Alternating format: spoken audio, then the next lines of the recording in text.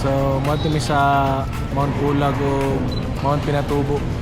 Muna yung day 0. Saka pa may airplane, Bangkasi Airport pa mi. So, time check 5:39. 7 namang flight. So, let's go.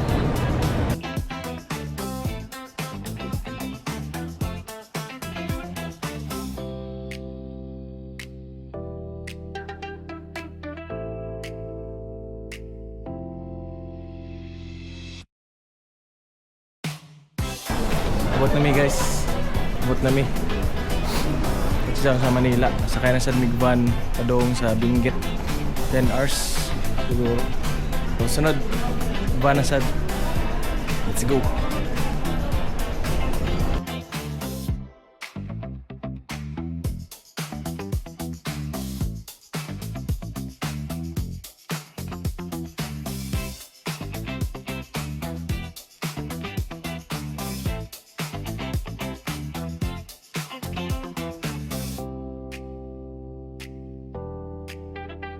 Dari kami sa van.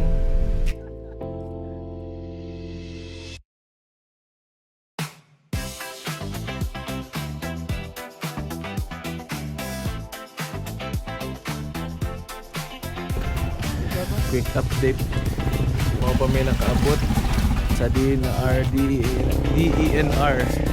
para sa guide ug mga rules sa Mount Pulag. Mga 10 hours gihapon na biyahe. Gaya kakaapoy. Ay! Pila ka oras biyahe? 10 hours? Pero dili mo siya kayo kaapoy. Kay namin stop. Pero tagtulog pag yun niyo.